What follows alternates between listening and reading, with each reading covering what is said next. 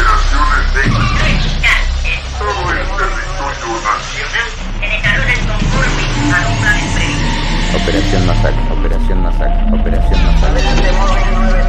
La libertad de precios, la eliminación de los controles de precios, la libertad de las transacciones cambiarias con la eliminación de los controles de cambio, la libertad de exportación, la libertad de las tasas de interés y la aplicación de la reforma financiera, la liberación de los alquileres, la eliminación de los subsidios y las protecciones excesivas para ciertos sectores, la libertad de la contratación de los salarios, la libertad para las inversiones extranjeras, la libertad... Operación Masacre, Operación Masacre, Operación Masacre. Nos han quitado lo más preciado que puede tener una madre, su hijo. Angustia porque no sabemos si están enfermos, si tienen frío, si tienen hambre. No sabemos nada. Y desesperación, Señor, porque ya no sabemos a quién recurrir. El combate de Puerto Argentino ha finalizado.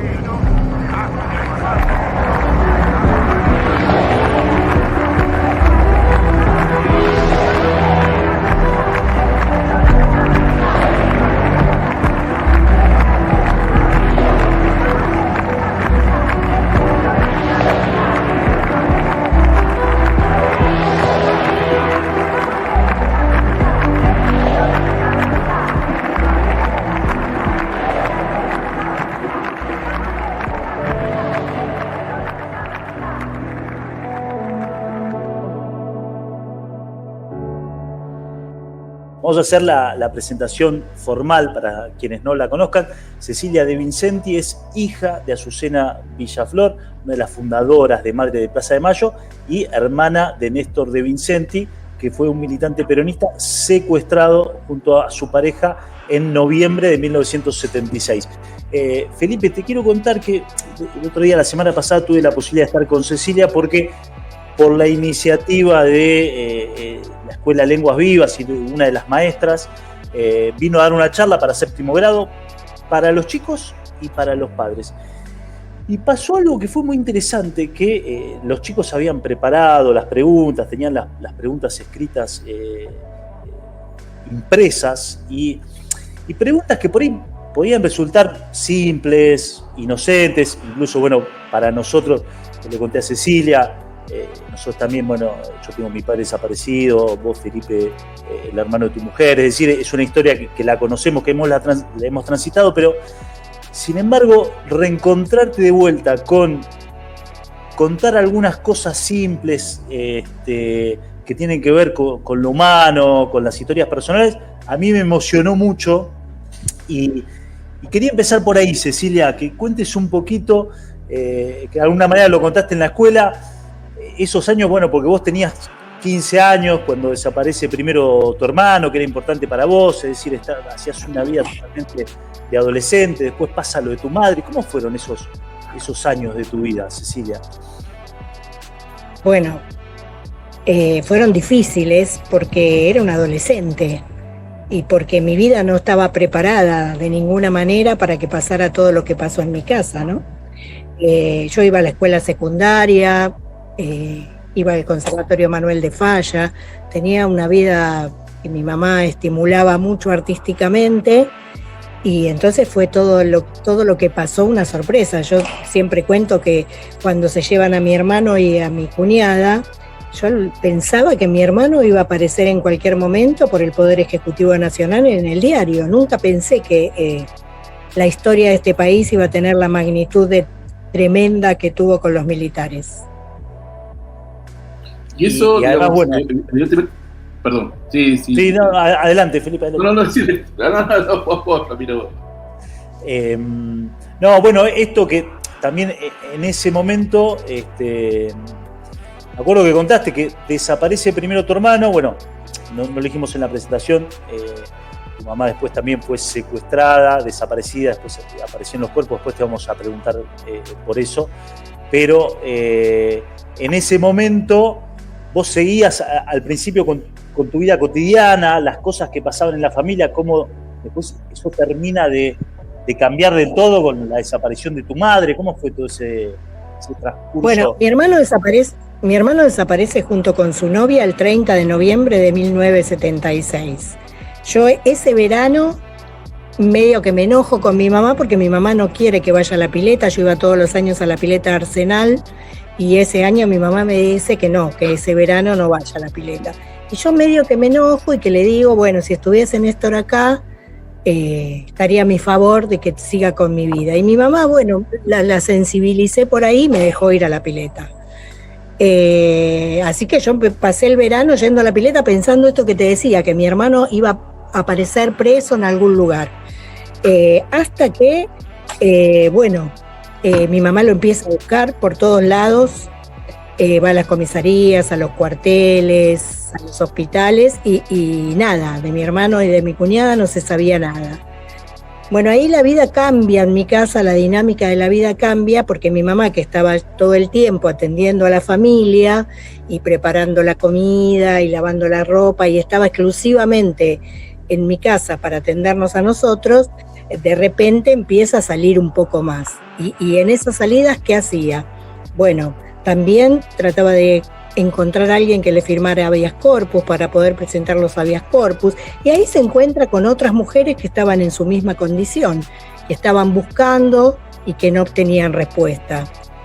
Así que un día en el vicariato castrense, que era un lugar donde había alguien que se hacía pasar por cura, o era cura, la verdad que no sé, que estaba del lado de los militares, le dice a una persona que su familiar estaba muerto. Entonces sale esa persona muy triste, muy mal, y mi mamá en ese mismo lugar plantea, no sigamos solas, vayamos todas juntas, vayamos a la plaza. Y es por primera vez que se encuentran un 30 de abril de 1977 14 mujeres. Y digo mujeres porque algunas eran hermanas, no eran 14 madres, sino que eran 14 mujeres. Se dan cuenta que es sábado, y que el sábado la Plaza de Mayo no tiene mucho movimiento porque está rodeada de bancos, de ministerios, y entonces una plantea, bueno, vengamos los viernes mejor, y otra le dice, yo para que vean qué nivel de madres que había común, señoras amas de casa, y otra le dice, no, los viernes no, es día de brujas, mejor vengamos los jueves. Y a partir de ahí las madres fueron todos los jueves a la Plaza de Mayo, en un principio solamente para pedirle a Videla que les diga dónde estaban sus hijos, qué pasaba con ellos. El principio era presentar una nota con este objetivo. Porque sí, sorprende porque en un momento era como una cosa, si bien fuerte, pero era una cosa sencilla. Era una nota, era querer saber, y sin imaginar que ese pequeño encuentro o esa cosa de definir el sábado o viernes o lo que era el viernes de brujas terminó teniendo una potencia que creo que ni siquiera tu mamá o las demás mujeres que estaban ahí tenían conciencia de lo que estaban empezando a generar, ¿no? Sí, bueno, no había ningún movimiento de derechos humanos que saliera a la calle. En realidad sí estaba la liga, pero les hacía hacer los habeas corpus, pero que no querían salir a la calle. Y las madres salieron a la calle, salieron a pedir por sus hijos. Y yo creo que ese dolor tan grande de la pérdida de un hijo lo pudieron transformar en mucho amor, ¿no? Y por eso pudieron seguir buscando a pesar de todo lo que les fue pasando en el medio, ¿no? Porque cuando empezaron a ser muchas, los militares ya empezaron a mirarlas desde la Casa de Gobierno los jueves y a decir, ahí están otra vez locas. Ya no las llamaban las madres, las llamaban las locas de la plaza. Y empezaron a ser cientos de mujeres que se encontraban los jueves. Y a partir de ahí es que las madres tuvieron que pasar a organizarse. Yo siempre cuento la historia, la primera vez que se organizan van al Parque Pereira Iraola diciendo que había una madre que era directora y que se había jubilado, que era la señora de Antocolets, que había pasado hacía poco tiempo esto, pero que si los militares les preguntaban en el parque qué estaban haciendo, iban a decir justamente esto, que estaban despidiendo a una compañera que se había jubilado. Bueno, así es que empiezan a organizarse un poco más y ya la presentación de habeas corpus o alguna presentación en particular de algún organismo de afuera que venía, ya no lo hacían individual, sino que lo hacían colectivamente. Hay un detalle ahí, Cecilia, que es interesante, que por eso digo, también es interesante volver a los orígenes de estas historias que vos contabas, que cuando estaban en la plaza, por las leyes militares que imponían los militares en ese momento, no podía haber mucha gente en un mismo lugar porque se consideraba una reunión subversiva, y entonces ahí es que los mismos policías le dicen que les piden que circulen. Sí, estábamos en estado de sitio y entonces no podía haber reunión de más de 2 o 3 personas. Entonces cuando empiezan a ser muchas y están charlando alrededor de un banco, ellos mismos le dicen, señoras, circulen, circulen. Y al principio circulaban de a 2 y no alrededor de la pirámide como lo conocemos hoy, sino alrededor de la estatua de Belgrano, que es lo más cerca que hay a la Casa de Gobierno. Así empiezan. Después cuando son cientos, se dan cuenta que les queda chiquito y entonces se van a la pirámide a circular. Y también, bueno... Sí. Yo iba a contar por qué se ponían el pañuelo. La primera vez que se pusieron el pañuelo, muchas tenían nietitos ya, y antes se usaban los pañales de tela. Entonces tenían el pañal y el chiripá. Entonces se les ocurre ponerse un pañal en la cabeza para identificarse, porque iban a ir a la marcha a Luján, y entonces cómo se iban a conocer entre todas. Algunas se conocían mucho, pero otras no se conocían tanto, entonces se pusieron el pañal en la cabeza y fueron por primera vez a esa marcha a Luján, donde las otras monjitas le preguntaban de qué congregación son ustedes, y ahí aprovechaban las madres y le contaban cuál era su problema, que tenían un hijo o una hija que había sido secuestrado. Recién cuando contabas lo de el verano y la pileta, me acordaba de una amiga de la secundaria que también tiene su hermano desaparecido, y su mamá fue una de las principales referentes de madre de Plaza de Mayo ahí en Tucumán. Y ella siempre me contaba de que al principio, cuando su mamá empezó, cuando Pirucha empezó a salir de la casa, a ir a la comisaría, a ir a la Casa de Gobierno o a los tribunales a presentar pedidos de habeas corpus por su hermano, ella, la primera sensación que tuvo, el primer sentimiento que tuvo fue de celo, porque se sentía que su mamá la abandonaba por ir a buscar a su hermano, hasta que tomó conciencia porque esperaba justamente que apareciera en el poco tiempo. Que no se imaginaba que el secuestro, la desaparición era una cuestión permanente. Y por eso me acordaba de que ella sentía celo al principio de su hermano, porque su mamá le prestaba toda la atención en su búsqueda, ¿no? No sé si eso pasó por vos también, algo, esa sensación. No, a mí no me pasó, porque yo tengo 3 hermanos, o tenía, porque no están, 3 hermanos más grandes, digamos, que yo. Pedro, que era del 50, Néstor, que es quien desapareció, del 52, y Toto del 58, y yo del 61.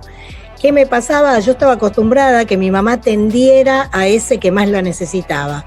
Me acuerdo siempre que mi hermano Pedro estaba haciendo el servicio militar y entonces venía y había que comer milanesas con papas fritas. A mí no me gustaban mucho las papas fritas, entonces le decía, ay, siempre le haces la comida a tu hijito preferido, cuando mi hermano estaba haciendo el servicio militar. A Toto lo operaron del codo y entonces mi mamá lo llevaba a atender y iban en el tren. Yo vivía en Sarandí, entonces tomaban el tren. No sé dónde iban, pero iban en tren.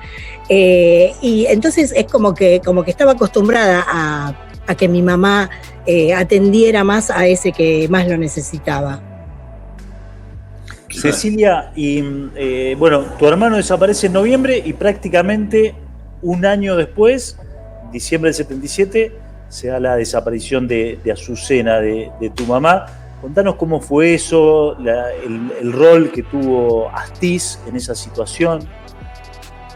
Sí, bueno, a mi mamá le presentan Astiz, yo creo que fue en la iglesia San Nicolás de Bari, cuando mi mamá estaba bajando, una vez que habían ido a una misa por el Día de la Madre.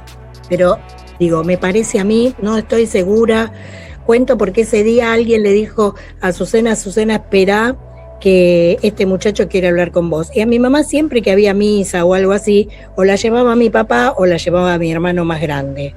Bueno, en esa oportunidad la llevó mi hermano más grande, y yo estaba en el auto.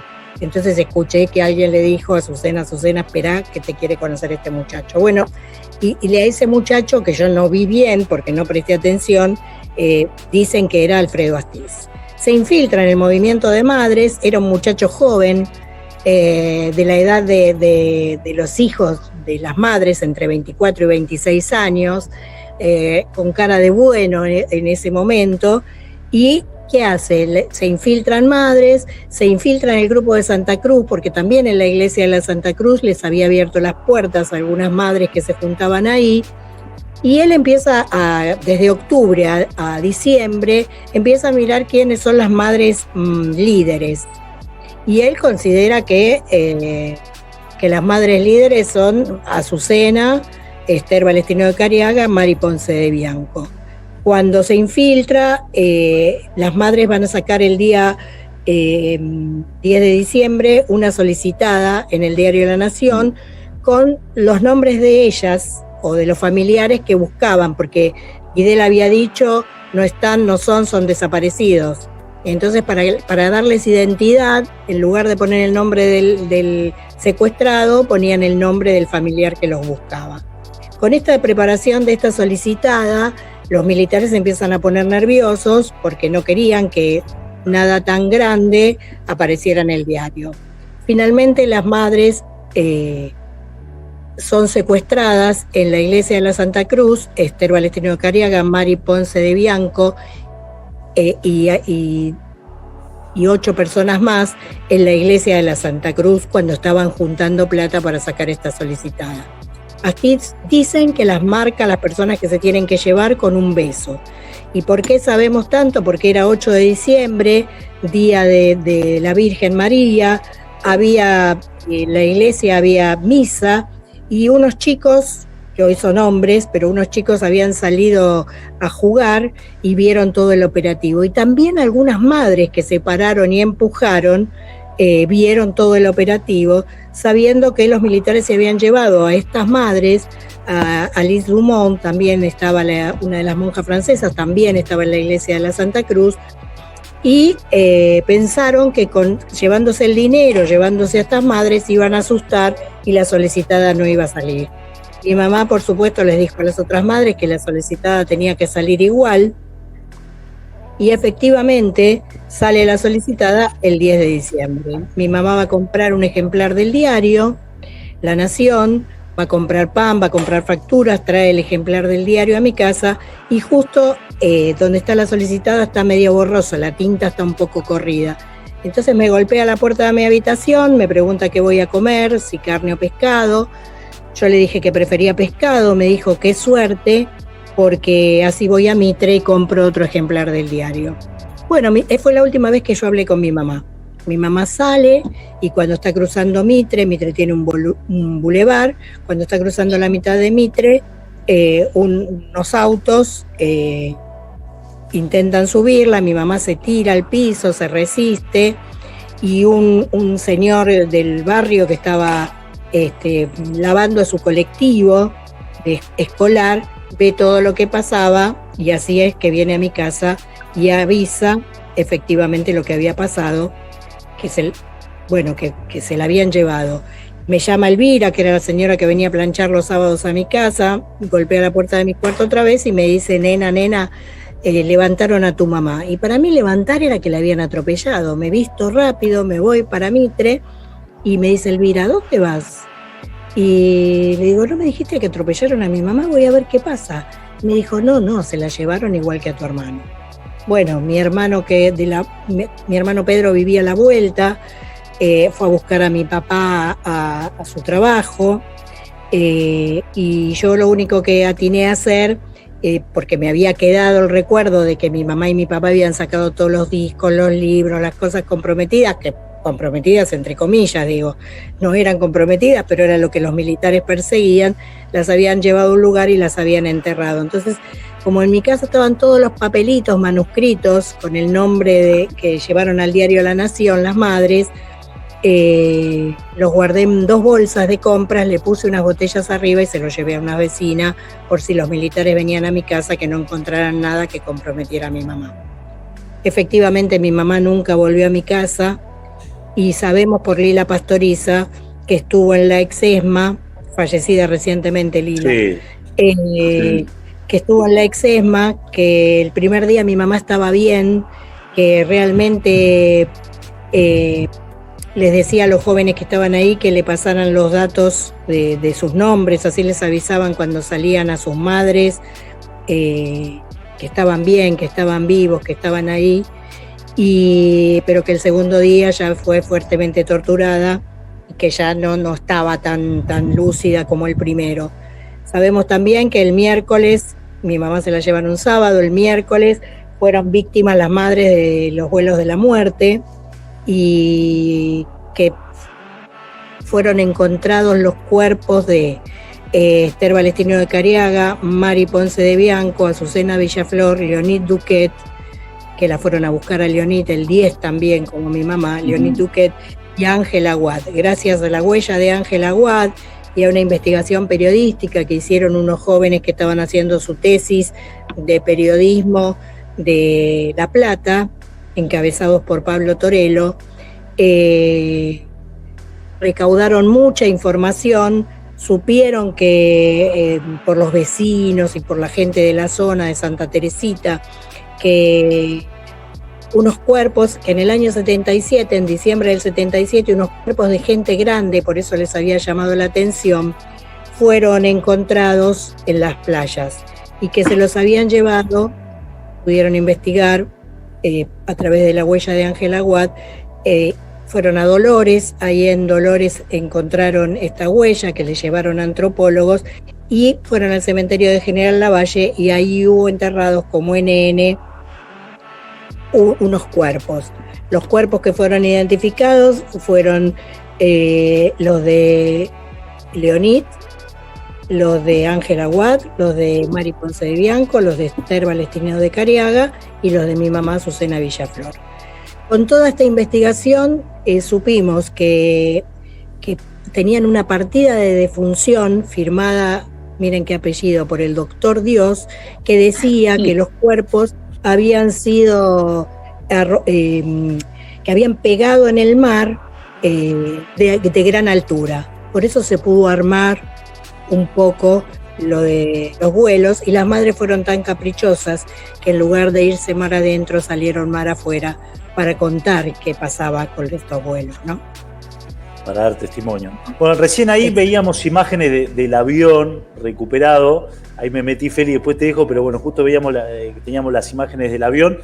Que bueno, ese mismo avión, después ustedes a través de una gestión que fue seguida durante varios años, hace relativamente poco, hace 4 o 5 años, se pudo traer a la Argentina.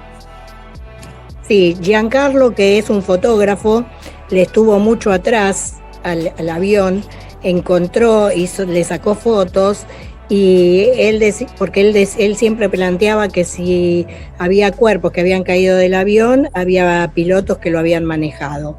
Entonces él le anduvo mucho atrás y una vez que lo localizó, con una investigación que hicieron Miriam Lewis y él, y Giancarlo, sí, pudimos determinar que el avión seguía en Estados Unidos y bueno, después de ver a muchos, de hacer una gestión con Mabel Cariaga y Héctor Francisetti, que es su esposo, y Tati Almeida, fuimos a ver a varios funcionarios en la época de Alberto, inclusive Alberto, pero quien nos abrió las puertas realmente para que esto sea posible fue Massa. Massa dijo, yo creí que no nos estaba dando ni 5 de bolilla porque él seguía con su teléfono celular, mirando su teléfono celular. Sin embargo, estaba haciendo todas las gestiones con abogados y mirando cuál había sido el último día que el avión había volado y finalmente el avión llegó a la Argentina, no me digas qué día de junio del 2022, y hoy está en la ex-ESMA y esperemos que allí siga porque es una prueba más de lo terrible que fue aquí la dictadura, ¿no? Con la desaparición de 30.000 compañeros. Cecilia, ¿y cómo viviste el 24 de marzo pasado con esa inmensa movilización en Plaza de Mayo, pero también en muchas ciudades del país? ¿Cómo viviste esa marea humana que salió a solo abrazar a las madres, sino también a seguir reclamando por memoria, verdad, justicia y sobre todo y fundamentalmente para que digan dónde están. Sí, bueno, seguimos diciendo eso, ¿viste? Porque a veces Milei te quiere poner, Milei y todos sus secuaces te quieren volver a implantar la teoría de los dos demonios. O la teoría del contar La memoria completo. completa. Exactamente. Y la memoria completa sería que ellos nos digan exactamente qué pasó con cada uno de los 30.000. Porque así como yo pude recuperar el cuerpo de mi mamá, no sé nada de mi hermano y de mi cuñada, y la mayoría de la gente no sabe de su familiar. Si quieren memoria completa, que empiecen a contarla. Porque yo entiendo que seguramente a los militares que los mataron, la familia estará triste, pero los pudieron velar. Pudieron velarlos en el momento. Y fueron 10, 20, no sé el número, pero digo, tuvieron la oportunidad de velarlo. Estos fueron tan cínicos por nosotros que nos llevaron a nuestros familiares y de alguna manera intentaron torturarnos sin saber dónde estaban o qué les pasaba o cuál fue su destino final. Por eso ellos nos siguen debiendo a nosotros la historia completa. Y creo que lo más interesante también es que siga habiendo ese reclamo en la sociedad, ¿no? Que uno venía un poco pesimista en estos últimos años y que haya tanta gente de todas las generaciones, de todas las edades, porque uno vio en la plaza gente La plaza fue maravillosa por eso, ¿no? Porque había familias enteras, porque había chicos jóvenes, porque había gente de nuestra generación, había gente más grande. Uno se sintió otra vez abrazado, ¿no? Con la búsqueda. Que veníamos medios tristes o decepcionados por los últimos votos que habíamos tenido en este país con Milei. Pero bueno, yo siempre digo, pasaron muchos años para poder encarcelar a Astiz y esperamos siempre con que en algún momento iba a haber justicia. Lo mismo digo ahora. Yo tengo esperanza de que el pueblo se dé cuenta que las derechas nunca nos gobiernan bien, que siempre gobiernan solamente para los ricos, que fue por lo cual desaparecieron los 30.000, porque querían un país mejor, más justo, más solidario, y hoy nos volvemos a encontrar con lo mismo, que los de poder, los de mucha plata, junto con la justicia y con algún grupo grande de periodistas cómplices, siguen manejándose exactamente igual que en el 76.